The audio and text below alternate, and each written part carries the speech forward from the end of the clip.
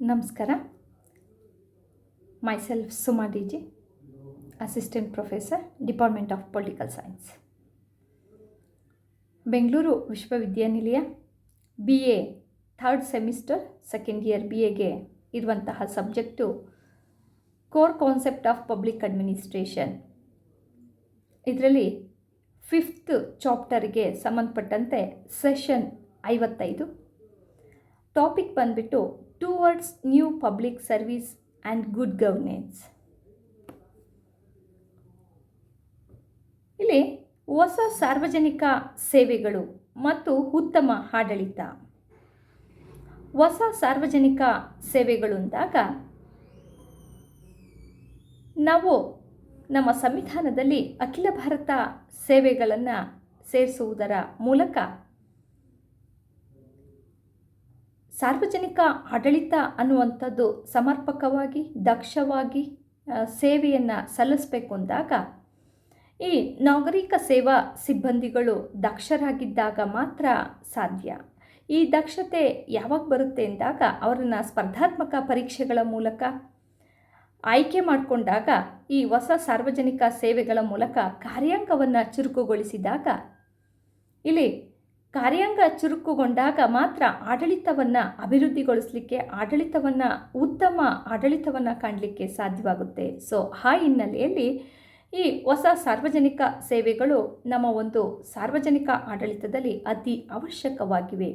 ಅದರಲ್ಲೂ 1950 ಮತ್ತು 60ರಿಂದೀಚೆಗೆ ಏನು ನಾವೆಲ್ಲ ಅಭಿವೃದ್ಧಿಯನ್ನು ಕಾಣುವಂತಹ ಮೈಲುಗಲ್ಲನ್ನು ಕಂಡುಕೊಂಡ್ವಿ. ಅಲ್ಲಿಂದ ನಾವು ನೋಡಿದಾಗ ನಾವು ನಮ್ಮ ಇಡೀ ಆಡಳಿತದ ಒಂದು ಮಾಡೆಲನ್ನು ಚೇಂಜ್ ಮಾಡಿಕೊಂಡಿದ್ದನ್ನು ಈ ಸಂದರ್ಭದಲ್ಲಿ ನಾವು ಕಾಣ್ಬೋದಾಗಿದೆ. ಹಾಗಾಗಿ ಇಲ್ಲಿ ಯಾವಾಗ ಇನ್ನೊಂದು ಹೇಳಬೇಕು ಅಂದಾಗ 1993-94 ನಂತರ LPG ಯಾವಾಗ ನಮ್ಮ ಒಂದು ಆಡಳಿತದಲ್ಲಿ ಸಾರ್ವಜನಿಕ ಆಡಳಿತದ ಸೇವೆಗಳಲ್ಲಿ ಒಂದು ಹೊಸ ಬದಲಾವಣೆ ತಂತು. ಹಾಗಾಗಿ ಈ ಹೊಸ ಸಾರ್ವಜನಿಕ ಪಾಲಿಸಿಗಳು, ಹೊಸ ಸಾರ್ವಜನಿಕ ಸೇವಾ ವರ್ಗಗಳು ಮತ್ತು ನೀತಿ ನಿಯಮಗಳನ್ನು ಕಾಣುವಂತಹ ಒಂದು ಬದಲಾವಣೆಯೂ ಸಹ ಇವತ್ತಿನ ಸಂದರ್ಭದಲ್ಲಿ ಜಾಸ್ತಿಯಾಗಿದೆ. ಏಕೆಂದರೆ ಇವತ್ತೆಲ್ಲ ಪೇಪರ್ಲೆಸ್ ಒಂದು ಅಡ್ಮಿನಿಸ್ಟ್ರೇಷನ್ ನಡೀಲಿಕ್ಕೆ ಅವಕಾಶವನ್ನು ಮಾಡಿಕೊಡುವಂತಹ ದೃಷ್ಟಿಕೋನವನ್ನು ಇಟ್ಕೊಂಡು ಸಾರ್ವಜನಿಕ ಆಡಳಿತದಲ್ಲಿ ಈ ಒಂದು ಹೊಸ ಸಾರ್ವಜನಿಕ ಸೇವಾ ನಿಗಮ ಮಂಡಳಿಗಳನ್ನು ಸ್ಥಾಪಿಸುವುದರ ಮೂಲಕ ಆಡಳಿತವನ್ನು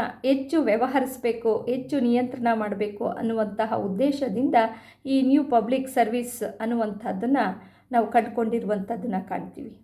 ಇನ್ನು ಹಾಗೆ ನಾವು ಪ್ರಮುಖವಾಗಿ ಇಲ್ಲಿ ನೋಡುವಂಥದ್ದು ಅಂದಾಗ ಉತ್ತಮ ಆಡಳಿತ. ಹೊಸ ಸಾರ್ವಜನಿಕ ಸೇವೆಗಳು ಯಾವಾಗ ನಮಗೆ ಲಭ್ಯವಾಗ್ತವೆ ಆಗ ಉತ್ತಮ ಆಡಳಿತವನ್ನು ನಾವು ಕಂಡುಕೊಳ್ಬೋದು. ಹಾಗಾಗಿ ಇಲ್ಲಿ ಆ ವ್ಯವಸ್ಥಾಪನೆ ಬದಲಾವಣೆಯಿಂದಾಗಿ ಏನೆಲ್ಲ ರೀತಿಯಾದಂತಹ ಆಡಳಿತವನ್ನು ನಾವು ಅಭಿವೃದ್ಧಿಯತ್ತ ತೆಗೆದುಕೊಂಡು ಹೋದ್ವಿ ಅನ್ನುವಂಥದ್ದು 2ನೇ ಮಹಾಯುದ್ಧದ ನಂತರ ಪ್ರಪಂಚದ ಎಲ್ಲ ಪ್ರಜಾಪ್ರಭುತ್ವ ರಾಷ್ಟ್ರಗಳು ಸ್ವಾತಂತ್ರ್ಯವನ್ನು ಪಡ್ಕೊಂಡು ಸ್ವಾತಂತ್ರ್ಯದ ಅಡಿಯಲ್ಲಿ ಹೊಸ ಸಾರ್ವಜನಿಕ ಸೇವೆಗಳಿಗೆ ಅವಕಾಶವನ್ನು ಮಾಡಿಕೊಟ್ಟಿರುವಂಥದ್ದನ್ನು ಕಾಣ್ತೀವಿ. ಹಾಗಾಗಿ ನಾಗರಿಕ ಸೇವಾ ಸಿಬ್ಬಂದಿಗಳನ್ನು ಸರ್ಕಾರದ 4ನೇ ಅಂಗ ಅಂತೇಳಿ ಕರೆಯುವುದರ ಮೂಲಕ ಇಲ್ಲಿ ಎಲ್ಲವೂ ಸಹ ಶಾಸಕಾಂಗ, ಕಾರ್ಯಾಂಗ, ನ್ಯಾಯಾಂಗ ಮತ್ತು ನಾಗರಿಕ ಸೇವಾ ಸಿಬ್ಬಂದಿಗಳು ಉತ್ತಮವಾಗಿ ಕಾರ್ಯವನ್ನು ನಿರ್ವಹಿಸಿದಾಗ ಮಾತ್ರ ನಾವು ಸಾರ್ವಜನಿಕ ಆಡಳಿತವನ್ನು ಒಂದು ವ್ಯವಸ್ಥಿತವಾದಂತಹ ಆಯಾಮವನ್ನು ಕಂಡುಕೊಳ್ಳಿಕ್ಕೆ ಸಾಧ್ಯವಾಗುತ್ತದೆ ಅನ್ನುವಂಥದ್ದನ್ನು ಕಾಣ್ತೀವಿ. ಹಾಗಾಗಿ ನಾಗರಿಕ ಸೇವಾ ಸಿಬ್ಬಂದಿಗಳನ್ನು ನೇಮಕಾತಿ ಮಾಡುವಾಗ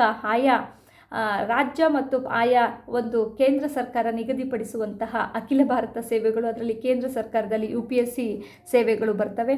ಇನ್ನು ಅದೇ ರೀತಿ ಪ್ರತಿಯೊಂದು ರಾಜ್ಯದಲ್ಲೂ ರಾಜ್ಯ ಲೋಕಸೇವಾ ಆಯೋಗ ನಡೆಸುವಂತಹ ಪ್ರಮುಖವಾದಂತಹ ಸ್ಪರ್ಧಾತ್ಮಕ ಪರೀಕ್ಷೆಗಳ ಮೂಲಕ ಹೊಸ ಬದಲಾವಣೆಯನ್ನು ತರುವಂತಹ ಉದ್ದೇಶದಿಂದ ಆಡಳಿತದಲ್ಲಿ ಶ್ರೇಣೀಕೃತವಾದಂತಹ ವ್ಯವಸ್ಥೆಗೆ ಅನುಗುಣವಾಗಿ ಹೊಸ ನಾಗರಿಕ ಸೇವಾ ನಿಯಮಗಳ ಅಧಿನಿಯಮಗಳು ಬರಲಿಕ್ಕೆ ಸಾಧ್ಯವಾಗುತ್ತದೆ ಅಂತ ತಿಳಿಯಪಡಿಸಲಾಗಿದೆ.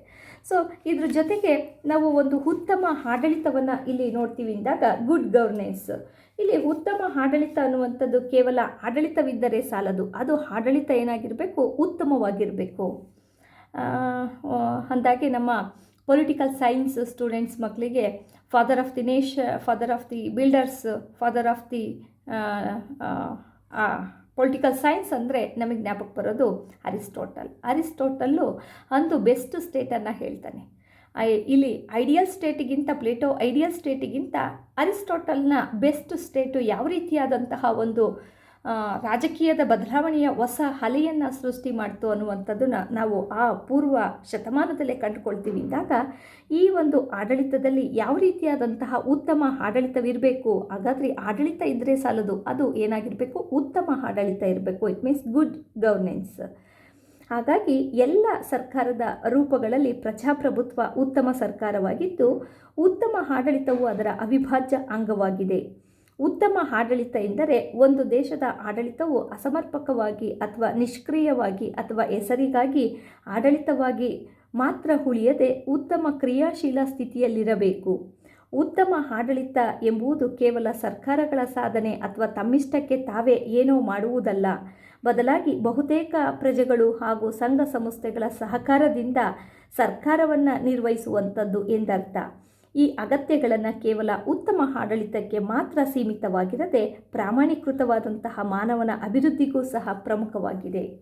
ಅಂದರೆ ಇಲ್ಲಿ ಗುಡ್ ಗವರ್ನೆನ್ಸ್ ಅಂದಾಗ ಒಂದು ಅಕೌಂಟಬಿಲಿಟಿ, ಟ್ರಾನ್ಸ್ಪರೆಂಟಿ ಮತ್ತು ರೆಸ್ಪಾನ್ಸಿಬಲ್ ಆಗಿರ್ಬೋದು, ಈಕ್ವಿಟಬಲ್ ಆ್ಯಂಡ್ ಇನ್ಕ್ಲೂಸಿವಿಂಗ್ ಇರಬೇಕು. And then practically improve the administration ಆಗಿರ್ಬೋದು, follow the rules of law ಆಗಿರ್ಬೋದು, ಎಫೆಕ್ಟಿವ್ ಆ್ಯಂಡ್ ಎಫೆಕ್ಟಿವ್ನೆಸ್ ಆ್ಯಂಡ್ ಕನ್ಯೂಸಿವಿಂಗ್ of residential activities of there.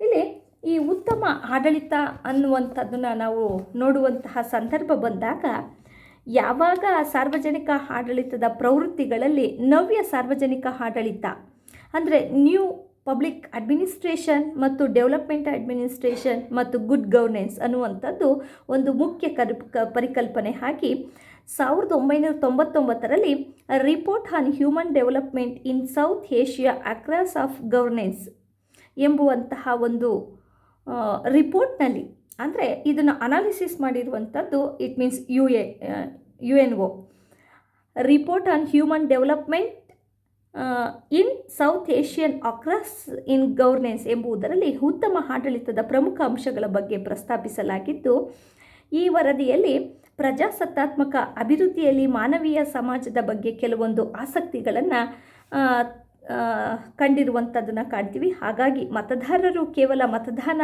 ಹಕ್ಕನ್ನು ಚಲಾಯಿಸಿದರಷ್ಟೇ ಸಾಲದು, ಮತದಾರರು ತಮ್ಮದೇ ಆದ ಆಡಳಿತವನ್ನು ರೂಪಿಸಿಕೊಳ್ಳಬೇಕು ಎಂಬುದು ಇದನ್ನೇ ಮಾನವೀಯ ಆಡಳಿತವೆಂದು ಕರೆಯಬಹುದಾಗಿದೆ. ಇದರ ಮುಖ್ಯ ಅಂಶ ಒಂದು ಉತ್ತಮ ರಾಜಕೀಯ ಆಡಳಿತ, ಇನ್ನೊಂದು ಉತ್ತಮ ಆರ್ಥಿಕ ಮತ್ತು ಉತ್ತಮ ನಾಗರಿಕ ಆಡಳಿತ. ನೋಡಿ, ಅದಕ್ಕೆ ನಮ್ಮಲ್ಲಿ ಹೇಳ್ತಾರೆ ballot is stronger then bullet.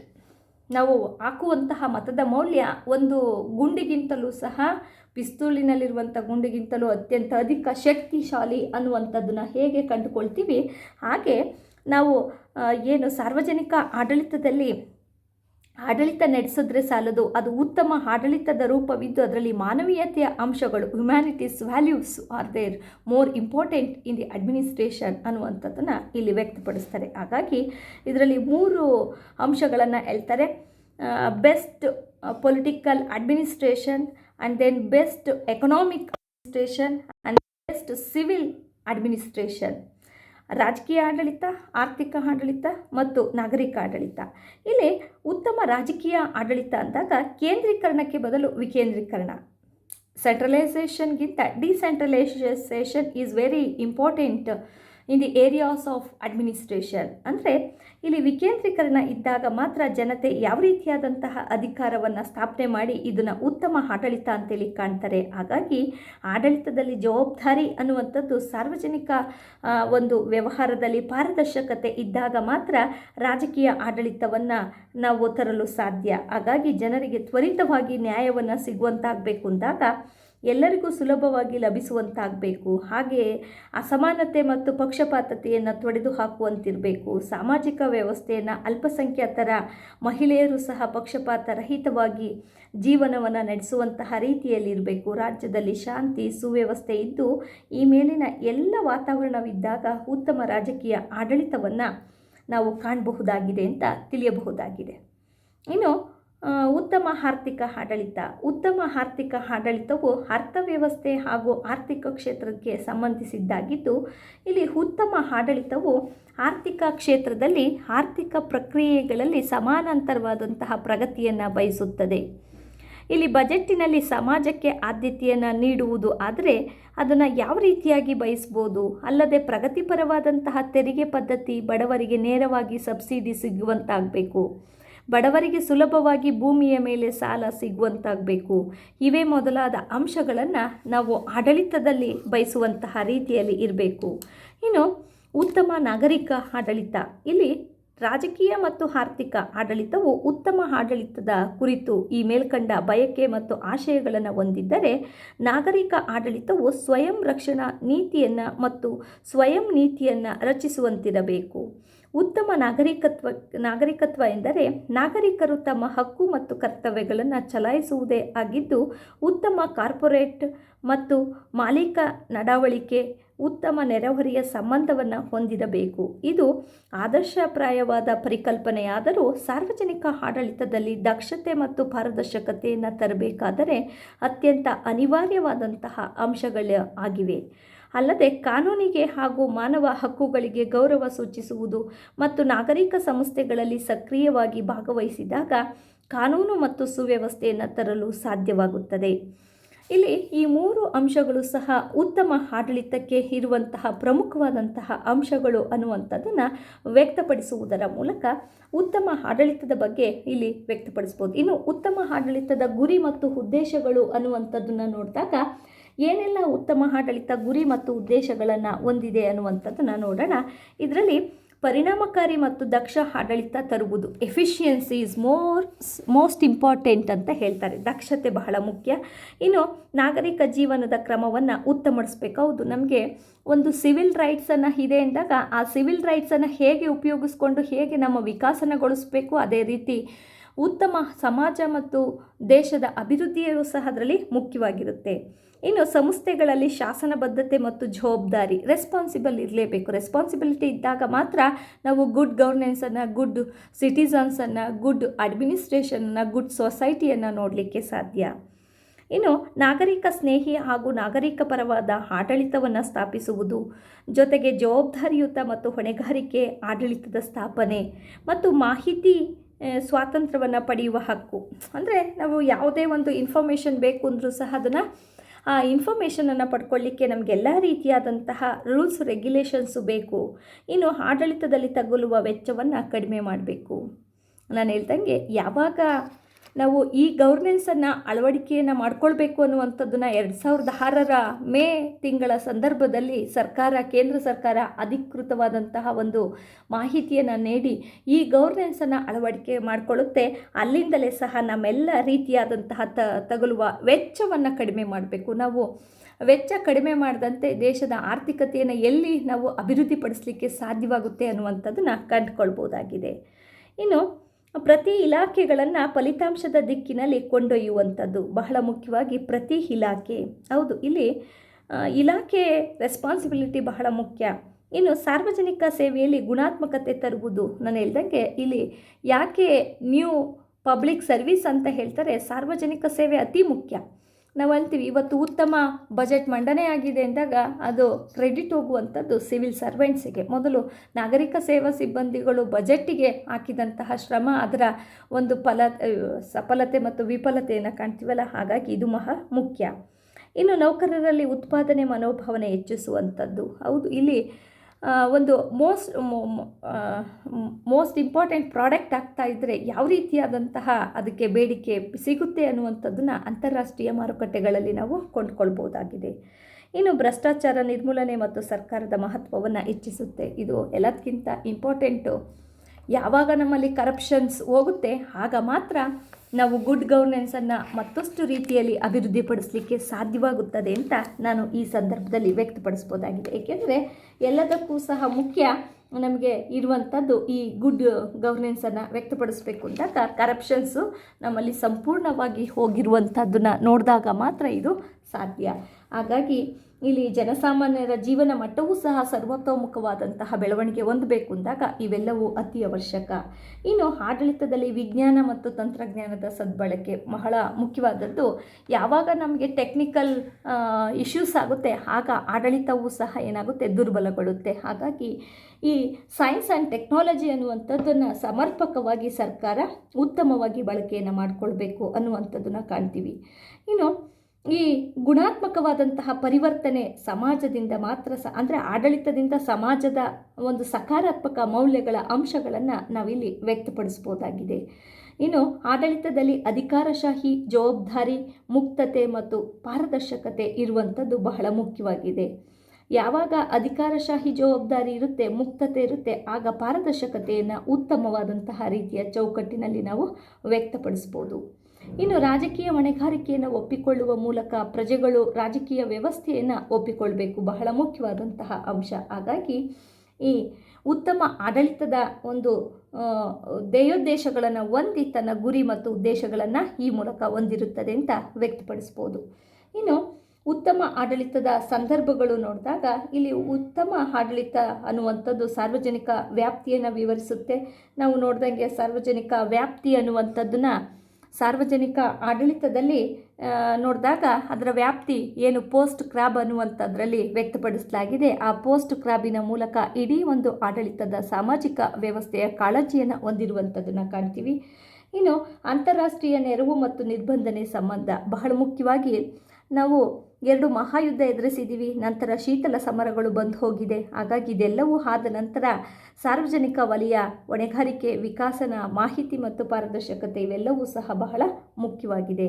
ಇನ್ನು ಪ್ರಜಾಪ್ರಭುತ್ವದ ಪ್ರೇರಕ ಪಾರದರ್ಶಕತೆ ಮತ್ತು ಜವಾಬ್ದಾರಿ ಬಹಳ ಮುಖ್ಯವಾಗಿ ಇಲ್ಲಿ ಆಡಳಿತ ಅನ್ನುವಂಥದ್ದು ಇಲ್ಲಿ ಪ್ರಜಾಪ್ರಭುತ್ವ, ಹೌದು, ಪ್ರಜೆಗಳಿಗಾಗಿ ನಡೆಯುವಂತಹ ಸರ್ಕಾರವಾಗಿರುವುದರಿಂದ ಇಲ್ಲಿ ಪ್ರಜಾಪ್ರಭುತ್ವ ಸರ್ಕಾರ ಉತ್ತಮವಾಗಿದ್ದಾಗ ಮಾತ್ರ ಆಡಳಿತವನ್ನು ನಿರ್ವಹಿಸಲಿಕ್ಕೆ ಸಾಧ್ಯವಾಗುತ್ತದೆ ಅನ್ನುವಂಥದ್ದನ್ನು ಹೇಳ್ಬೋದಾಗಿದೆ. ಇನ್ನು ಈ ಉತ್ತಮ ಆಡಳಿತ ಭವ್ಯ ಸಾರ್ವಜನಿಕ ಜೀವನಕ್ಕೆ ಏನೆಲ್ಲ ಕೊಡುಗೆಯನ್ನು ನೀಡುತ್ತೆ ಅನ್ನುವಂಥದ್ದನ್ನು ನೋಡಿದಾಗ ಸಾರ್ವಜನಿಕ ಸೇವಕರ ಸೇರಿದಂತೆ ಮಂತ್ರಿಗಳು ಮತ್ತು ಒಂದು ನೀತಿ ಸಂಹಿತೆ ರೂಪಿಸಬೇಕು. ಭಾರತದ ಶಿಕ್ಷಾ ಸಂಹಿತೆ 21 ಭಾಗವನ್ನು ತಿದ್ದುಪಡಿ ಮಾಡಿ ಭಾರತದ ಸರ್ಕಾರಿ ಕಂಪನಿ ಮತ್ತು ಸರ್ಕಾರಿ ಸೇವೆಯಲ್ಲಿರುವ ವೇತನ ಪಡೆಯುವ ಕೇಂದ್ರ, ರಾಜ್ಯ, ಸ್ಥಳೀಯ ಸರ್ಕಾರಿ ನೌಕರರನ್ನು ಸಾರ್ವಜನಿಕ ಸೇವಕ ಅಂತ ಪರಿಗಣಿಸಬೇಕು.